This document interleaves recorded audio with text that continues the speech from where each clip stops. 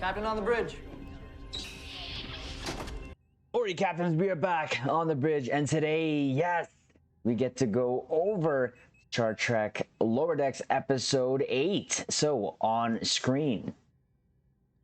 Alright, Captains, so what we're going to do, of course, is go over the screenshots, drop my two ECs, and then give our conclusion. So, this Episode 8 was called Crisis Point 2, PARADOXUS.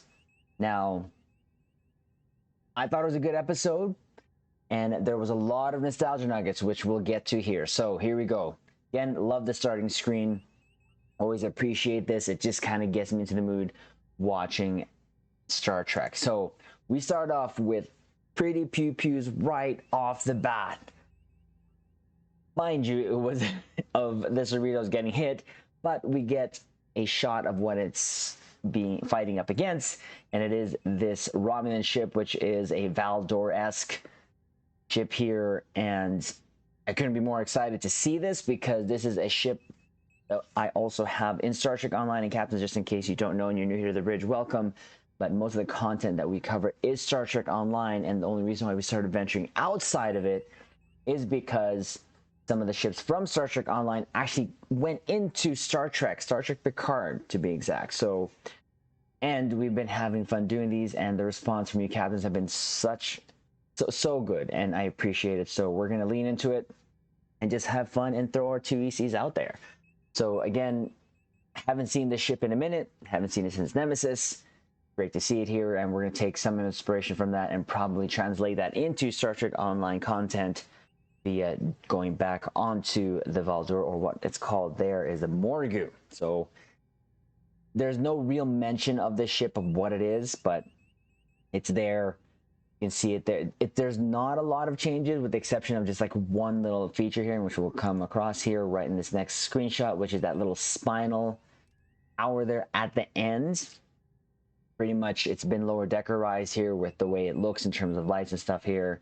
But you can see there the Cerritos is fighting that ship. And I had to take as many screenshots as I can here because this was an awesome sequence, especially at the beginning here. But we do see there the Valdor attacking the Cerritos.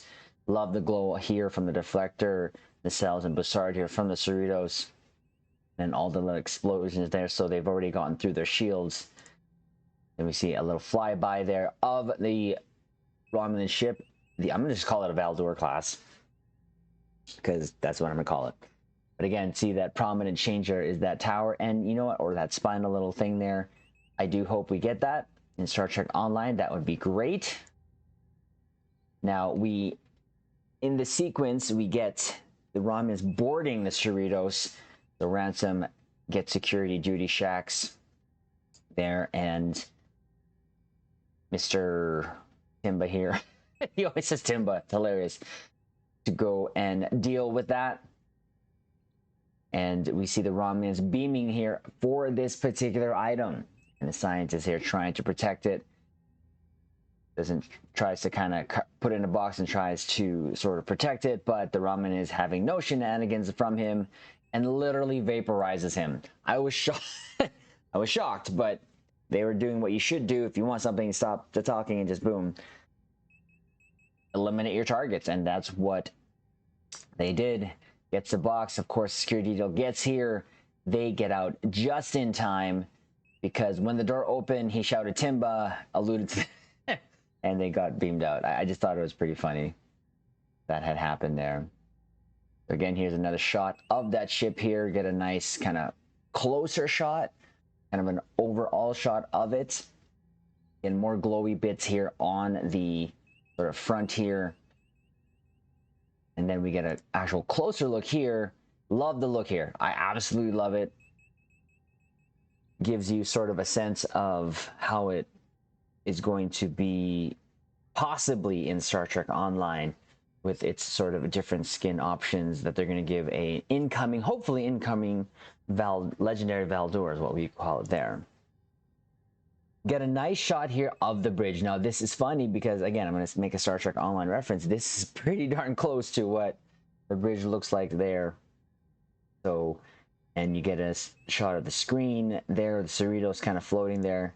Now, the Romulans do come back and say they got the item in possession, and we get introduced to these sisters here, which, if I'm not mistaken, it is to get mentioned later. They're like the Milkenar sisters or something like that, or triplets or something like that. But I thought it was cool. You can kind of identify who was who. You had the one sister here that had the white sort of streak in her hair in the middle, the other one in the sort of left and then right. Reminds me a lot of the Dura sisters, obviously. So then they start just kind of saying, okay, well, let's take care of this relationship. And just took a shot of the pewZ that was coming there because I wanted to see if this was cannons or beams, and it seems like it was kind of both, even from the first shot. But regardless, it is sort of beams in this shot, at least, with maybe a little cannons or both. So that's I'll take that. I'll take that. Now, in this whole sequence here at the beginning too, trying to get away from the Valdor, Captain Freeman did mention the whole evasive maneuver, fire at will thing. I thought that was cool. Fall back, they're always firing at will, just like they're always mad at him. I'm just kidding.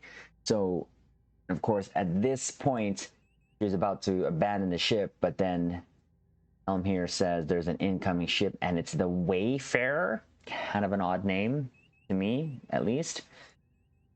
And what is it? It's a bloody sovereign. I lost my mind. I lost my mind. Again, it's kind of a bit lower deckerized here, but they didn't really change anything, and I love it. I'm glad we saw it here. So not only did we get a shot of the Cerritos, a new type of Valdor sort of refit, and then, of course, now we get a sovereign, USS Wayfarer. A lovely swooping shot of it. It just, even down to the yellow deflector here. Loved it. Loved it. Coming in, swooping there. And then the music that they were playing here, it's just very, very fitting. I was there for it. We get a shot of it doing the whole protecting the Cerrito shot. Loved it. Harked back to me, the first contact when it took shots, when the Enterprise E took shots for the Defiant. And it just flew across, trying to get their attention there. And of course, Shax says thank the prophets. And Captain Freeman says no. And there's another shot there of the Wayfarer, of the Sovereign, looking quite mightily fine there. Another shot of it there. But we actually are told that it is Captain Bucephalus Dagger. And it was kind of hilarious because there was a shot there and of it, and we'll probably get to it again later. But really, they made an emphasis here in the ships, I think. I thought it was awesome. Now, there was a mistake here in this MSD here. It's a Titan, so I don't know why they couldn't have just not included a ship shot. That would have just been the better thing to do. But the bridge here definitely looks like the Sovereign bridge, with the Enterprise E bridge, but I don't know why they use a Titan there. Mistake. It is what it is.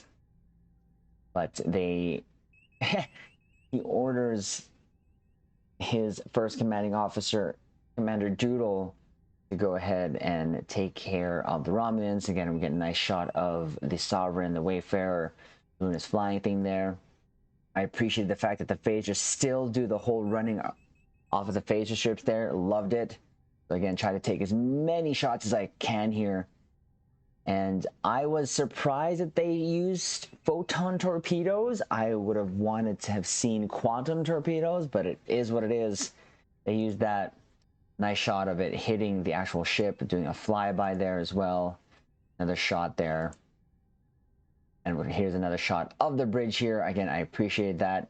And the sisters actually do recognize, they know it's Dagger, Captain Dagger. But they make a mention of the item. That is exactly what they came there for. And they warp out. But I thought, again, get a nice shot of the aft here. The ship, again, not too much change, but we rarely did get to see the aft here. So I took this shot here, and again, to just show that the only real change here was that little spinal thing there. But you can see here with the lights was all kind of very KT-esque. So with the episode's name, Crisis Point 2, this kind of reminds me of the first Crisis Point, like the movie episode there where they tried to make it a movie-ify it, and was Vindictus kind of Mariners thing there. So this was cool. I love their uniforms here. Absolutely awesome. Of course, there's a little shot there of Captain Freeman asking what took him so long. And again, this interaction was cool. I thought for the most part, for some reason, that this was William for some Boimler. It didn't dawn on me until I just kind of remembered, but that was just me. Love the whole interaction here between here again with the crew. There's the whole crew there. You got Rutherford, you got Tendi. Of course, Mariner kind of just going not necessarily too impressed with the whole thing, but they explained the whole what the Ramens did. They sold the what they call it. I had my notes here. They called it the chronogami, and explains what it does. It's a time traveling which folds time. It's sure, sure, it is what it is. And again, you can see Mariner just not impressed with the whole thing. But then actually, Boimler gets contacted and is asked to report to Ransom's office. And kill the mood here. There's freeze program. They froze the program on Captain Freeman's face like that. I thought it was hilarious. So this kind of interaction here was sort of Mariner saying, you know, you couldn't have just kind of building off of her movie, blah, blah, blah. But again, the interaction was here. And this is where we kind of get to find out what's going on. And there you go, this Crisis Point 2. He has to go, tells them, hey, check out the credits, and he'll be back. And then actual credits roll while they're sitting there, like in a theater. Crisis Point 2 Paradox, of course. This reminds me of a TMP movie there, The Wrath of Khan there. Loved it. Of course, Nostalgia Nuggets. It was all here. The Nostalgia Nuggets was all here. Up to this point, it was very in your face, but that's okay. I'm okay. I'm here for it. I did not mind it at all. And then now we see who they are playing. So Sam is playing Chief Engineer Silvo Desant. Devana Tendi is playing Lieutenant Commander Mina Vesper. Of course, Beckett Mariner as First Officer Rebecca Doodle. I don't the name. I don't know why, but it's Boimler's story, so why not? Now Boimler does come back from that, and now he's visibly changed in terms of his demeanor. So we get to find out why, but for the rest of, to the point of, from this point on, he's just not, he's always going to have this expression. But so the next part here, the Europa Starfleet Temporal Laboratory, they get here. This totally reminded me that, especially what they were wearing here, of just old school movies. They're kind of walking in here. Captain Freeman's kind of given the lowdown there, and they have to go meet a doctor. The name is Dr. Helena Gibson, I believe it was. But again, I love the contrast of the uniforms here between the four and then the rest. And there's Dr. Helena Gibson, who's happy to see Dagger, and also not happy because apparently they that this is the love interest in the story, but he wasn't having any of it. As you can see, he's just not interested in it, but he's here on business, trying to carry the quote-unquote story on, the movie on. Tells her, okay, we're here for the, because the Ramen stole the chronogami. Now this sequence was cool. You want more nostalgia nuggets, Captain? So they sit down. Here they go with Dr. Gibson. She's kind of gives him the lowdown on the chronogami, top secret. And what do we get? A shot of the original Enterprise and the Enterprise D in this sort of schematic. And Rutherford was kind of blown away by the graphics here. It was hilarious. It was so good. I love this whole thing. And she explains what it's supposed to be, and it literally can mess up time and make things and swap things over. And I just, again, the shots of this sequence was, I appreciated it. I hope we get to see them actually fleshed out in color and in sort of motion here in Lower Decks. That would be cool. But if this is all we get, I'm happy about it. I'm totally happy about it. So again, this whole thing of the crew there, you can tell they're just talking about what's gonna happen there, and they kind of are gonna go move on. But you see, Boimler is just not really happy there, really not happy. But for the whole part there, you know, they have to apparently head off to the Romans, where they're heading over to Tadashore 9, I believe it's Shire Shore. But they're given these sort of bracelets that can actually track down the Chronogami. Is anyone else reminded of Beyblade? Because I am. I am reminded of Beyblades on their wrists. Now, of course, Dr. Gibson tries to get back there in the good graces of Boimler or Captain Dagger, but he's just not having any of it at all. Literally just kind of blows her off. She's lost. Marinder's like, yeah, I don't know what you're going to do.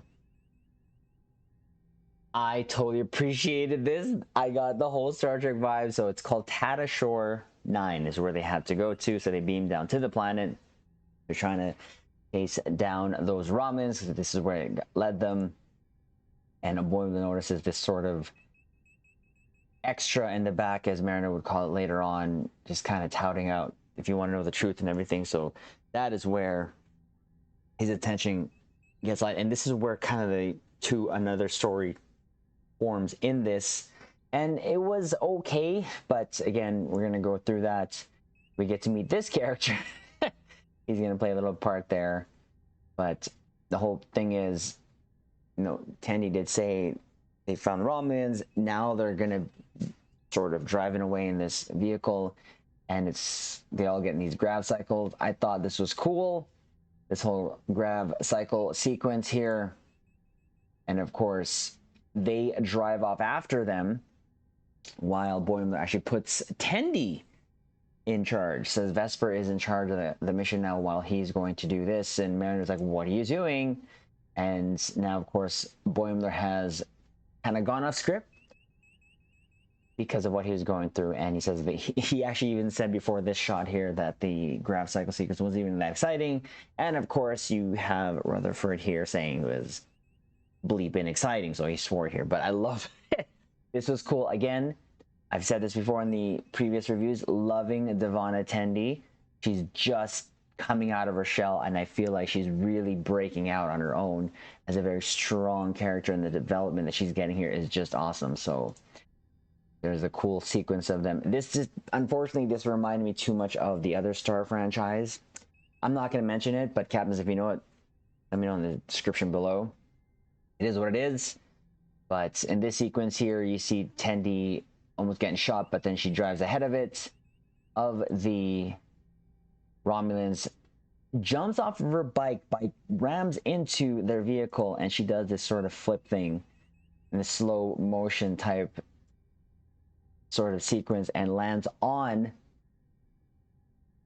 Rutherford's bike, and it was hilarious. And Ransom drives by, just says, you know, remind me never to give you my grav cycle. Now the Romulans activate their Chronogami. Kind of the sequence looks like the Beyblade on their wrist. So, of course, they also follow suit to them. Captain Freeman was saying, you know, we may never know if we can get back. And he's like, well, we have to because we're Starfleet. The whole music thing was awesome. You can tell they're trying to make this thing. It was good for what it is. I was enjoying myself. Again, I was already still on the high from the space pew pew, seeing the Sovereign and the Valdor type Romulan ship there.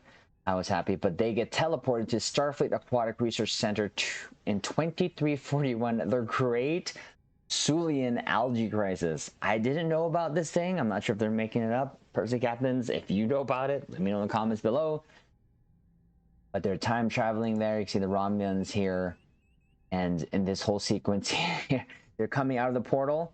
So there that is. Now, here we kind of get another sort of subplot going on here, because so the Romulans are going back in time, trying to disrupt, obviously, Starfleet's sort of history there is the whole point.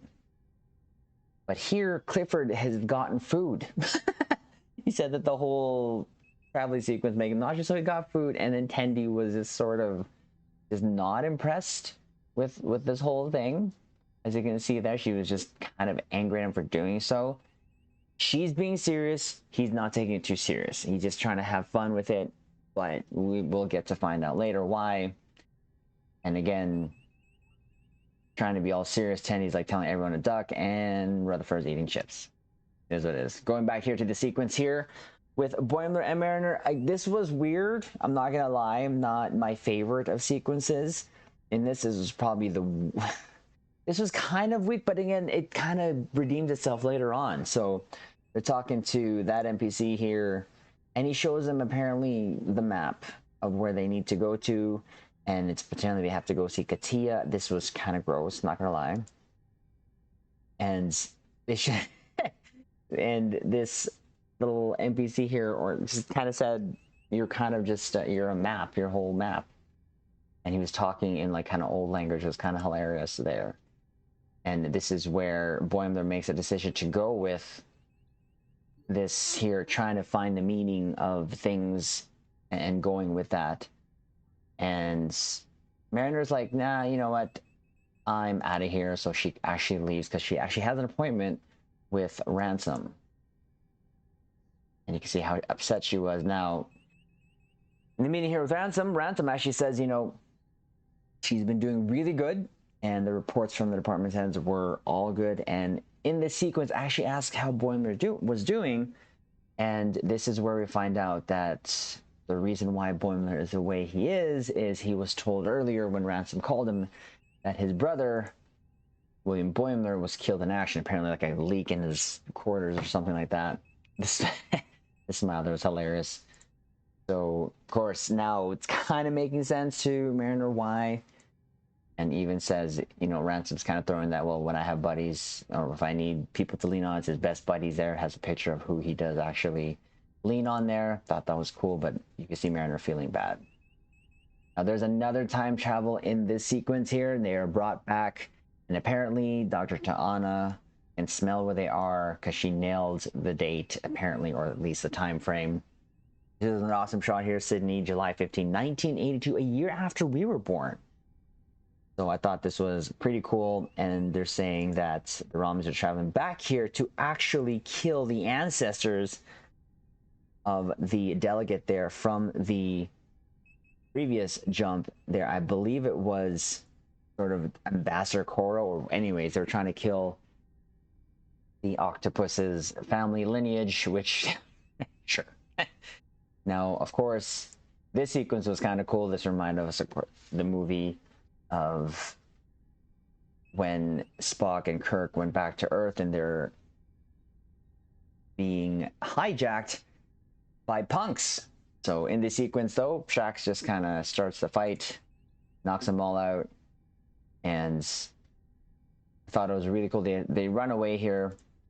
And again, Rutherford's being sort of crazy, silly, trying to get all the clothes here, and Tenny's just not really impressed. So again, this was sort of leading up to something at the end of this sort of plot hole here, or plot story. But back on to this sequence here, we see that freighter. Now, I feel like I've seen this before somewhere, probably somewhere in TNG, I'd like to say, but it's like a freighter ship. But that's when Mariner comes back into the program and is confronted by the crew members and is taken by them to the brig where Boimler's there.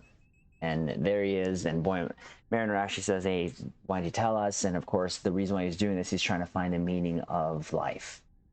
And he thought that the program he created was sort of being adaptive to the situation, and that's what he was being driven. And I don't necessarily sort of get the whole baggage that he's seeing under his eye, but could just be that he's just stressed out there. But apparently the crew that he went there with mutinied him, and that's why he's in the brig, and explaining the whole thing with William, of course, what his purpose is in life.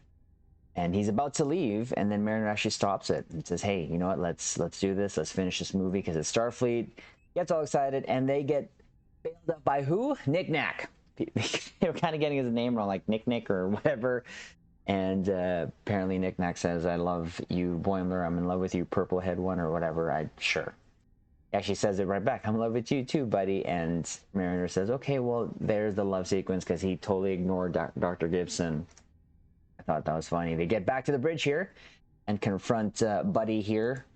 And Boimler snaps. This was supposed to be like a great speech, but no. Mariner says, okay, or we can Kirk it, and that's what it is. You can. I love it when I see Boimler in this mode. Reminds me of that episode where he was in that sort of job fair and he also went crazy. I love it when he goes in crazy mode. I'm there for it. I love it. They start fighting here, and Knick-Knack has a transformation apparently. And Act 3, freaking Knick-Knack here is an alien who can transform and gets buff, and they start trashing the thugs here, and Boimler beats him, and the way he falls down.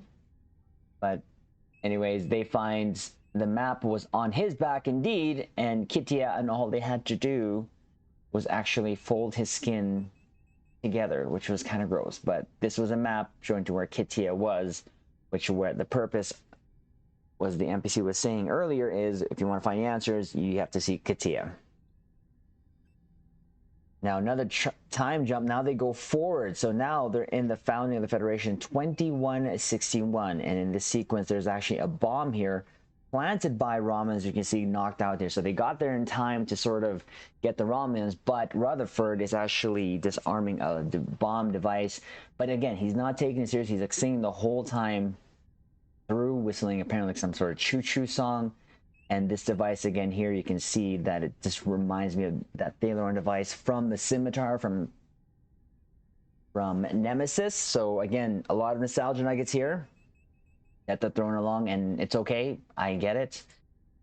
Now again, Tendy's just telling him just to stop bleeping around, because what happens next though here, the Romulan wakes up, tries to actually shoot either Rutherford or Tendi, but Dr. T'Ana gets in the way and gets shot in the end trying to save them.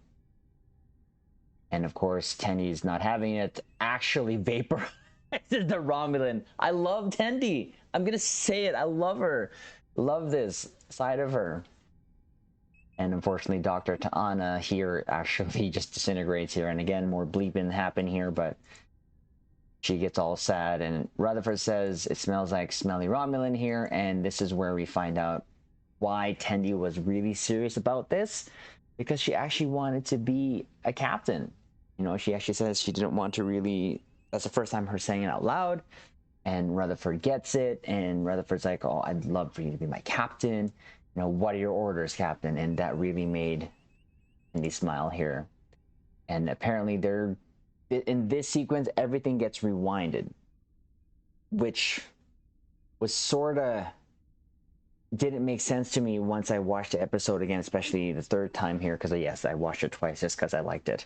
But still, I was picking out things now, and sometimes when I watch things 2-3 times, I really don't.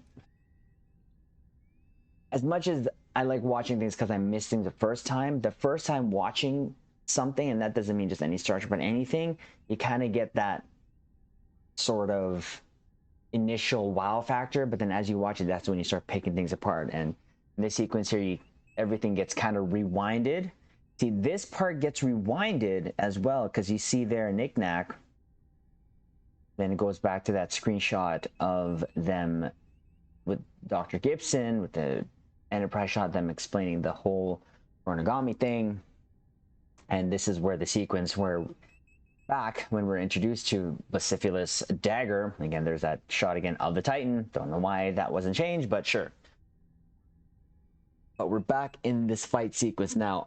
I took this shot again because here, what they're firing here was, I'm not sure if it was cannons or torpedoes, but again, it was all green weaponry, so that's all I needed to take from this, which what I will use and transfer over to Star Trek Online. But all the green pew-pews, and we're back to this sequence again. Now, here, when the Romulans beam in, the scientist literally just throws the box over to them. It doesn't show the Chronogami, but same sequence there. They get back, and here's another shot of the bridge here. I thought that was cool. But they go back here to the bridge, and they're told by Here, Tandy saying, you know, too bad you actually don't have.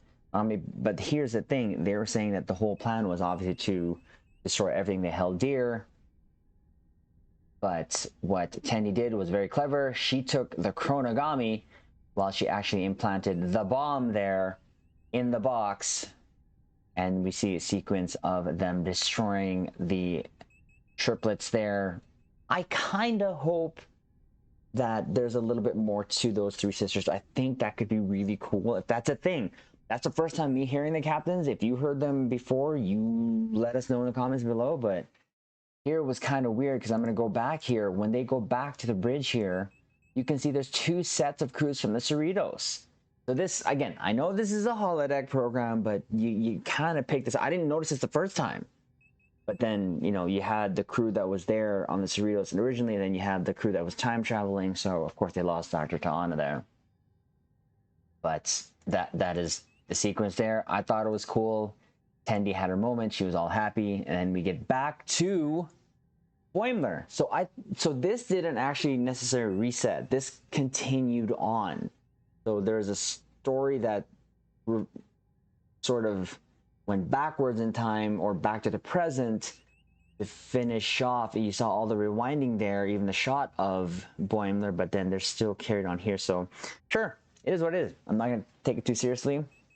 But they continue on to Katia. Here's the third moon of Shatanari. Come on, Shat. We all know that. Come on, we know. So we see Boimler and Mariner beam down to the surface. Things start to sort of move here with the purple lights. And we see something popping out of the ground. And there is Katia. He's a rock lord sort of deity. That's all I can think of.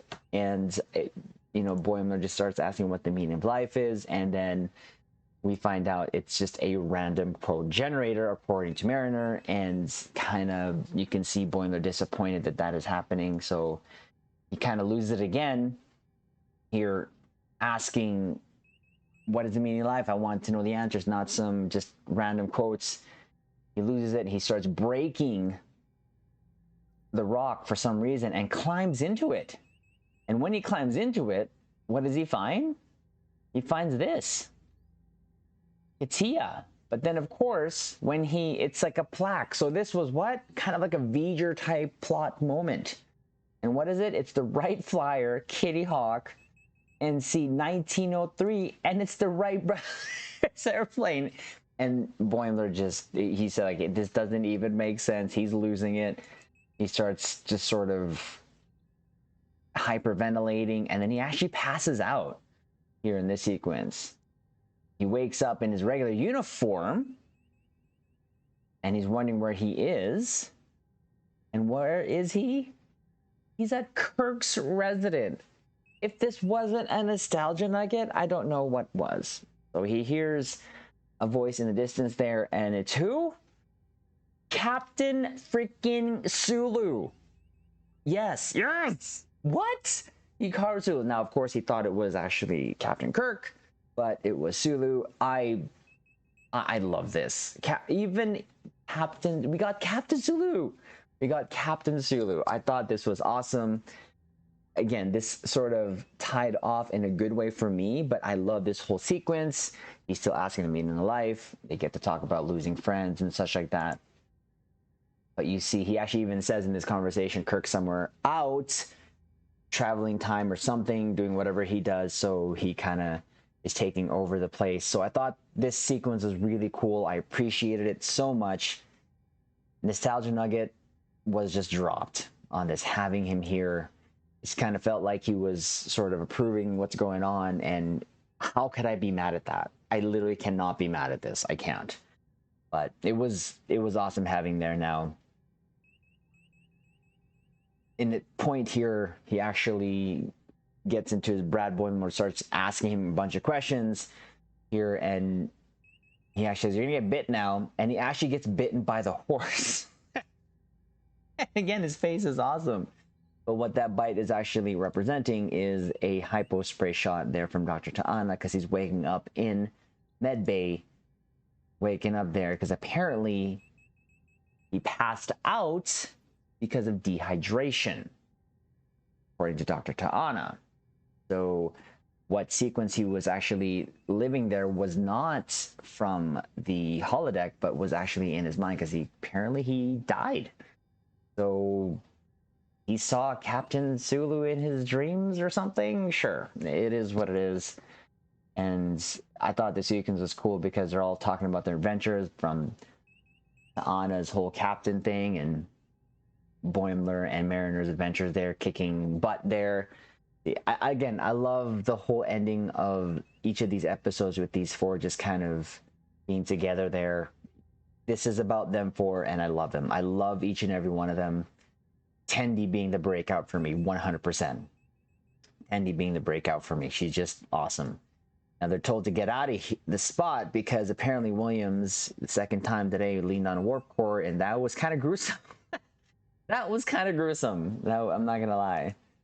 Again, they keep talking about what they're going through, and you know, I love this moment between Mariner and Boimler. Thought it was awesome.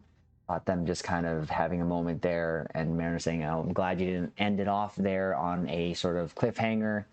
We get a shot here of the Cerritos in warp. Of course, I always appreciate these type of shots, Captain, but I thought it was over. I literally thought it was over, and then we get this, a black screen, and then this, system redacted. And what happens? A Defiant uncloaks. Huh? Nani? Yes. Yes. What? Sorry, you can tell, again, I'm just super excited. It uncloaked. Now, you can't see any of the markings here, which could speak to, of course, what this whole thing is. And so we see, again, the sequence is the Defiant uncloaking. Now, it looks a little bit different here, lower deckerized. You can see the sort of nacelle casing kind of coming to a point as opposed to kind of a rounder. But I'm not gonna say they've changed it. This is just how it is. Sure, they just drew it that way. I'm okay with it. I'm just glad we saw it. So in this episode so far, we got, of course, the Cerritos. We got the Romulan Valdur ship. We got the Sovereign. We saw a sort of wire diagram, sort of presentation of the original Enterprise, the Enterprise D, the Galaxy, Constitution, and now we get a Defiant. Oh, wait. Now, this was missing, and I didn't mention it, where the DS9 episode, from the DS9 episode. It would have been nice if we would have had it, but sure, it's here. This is not the Defiant, but I'm glad they actually showed that a Defiant class starship here in Lower Decks. But what it is here is we see a photon casing with a sort of person standing over it. And who is it? Well, it's William Boimler. So he's waking up by the hypospray, and he's saying that the plan worked. It worked. So he was aware of this. So now he's being asked to join Session 31. And he kind of goes, you know, a little, I love that, showing them that. You can see he's actually smiling evilly there. Then he goes into this whole conversation asking, hey, why do we have to be this whole thing with the comm badge, same as Starfleet? But then this person says, well, do you want to be dead, holding out the hyperspray? And he's like, no thanks, I'll take it, I'll put it on. And then he just starts laughing maniacally. I love this shot. So now this is episode 8. We have 2 more episodes in this season. So is this going to play a part in the next and last episode, or just the last episode, right? So again, with all these self-containments, there's always been some of these stories that have been kind of overarching. We knew that Boimler there was from the last season, and you had him sort of kind of forgotten, mentioned here and there, but he's back now, and apparently he's now with Section 31. Sure. But of course, we get a shot here of the Defiant. Yes, again, you can still see the prominent sort of shape of this casing, which that's not how the Defiant really is. It's more curved. But again, for the sake of dramatics, probably dramatics, they did this. You know, kind of just emphasize it a little bit more to fill up more screen. I don't mind it, sure, but that's how the episode ends, with the Defiant warping out. But I thought I'd take a shot of this. There you go, the special guest star George Takei as Captain Hikaru Sulu. So the nostalgia nuggets were very strong with this episode. I enjoyed it. I really did. In terms of score, I'd have to kind of give this. Like, I would still say 1, 2, 5, and 6 are still pretty strong for me. If I'd have to give this a score, I'd have to give this like a possibly like an 8.5. It's not 9 territory, like 8.5. It had its moments, had the pewZ that I love seeing, especially from the last episode there, but that episode also had its weirdness with it too. But there were still pewZ that, but this had, of course, the Sovereign, the Ramen ship, and the Defiance. So it gets that 0.5 from me just for that. I enjoyed the fight sequence there with phasers and photons, loving they're not trying to change anything much when it comes to the weaponry there for Starfleet. So again, so far, Captains, I've just been enjoying this Lower Decks, and I love doing these reviews and just kind of going through and kind of just explaining how I feel. And I know some Captains have subscribed to the YouTube bridge, so I am so appreciative and thankful for that. Know that we're going to finish this stitch here. We have 2 more episodes left. I can't wait to see how they kind of finish the season off. They're doing really strongly, though. 100% for what it is for a cartoon Star Trek series in this time. I love it. So 8.5 is going to get out of me. Can't wait for the next 2 episodes. So like the video, comment below, Captains. Let us know what you thought of this episode. And of course, subscribe here to the YouTube bridge. And of course, Captains, we will leave it on this note.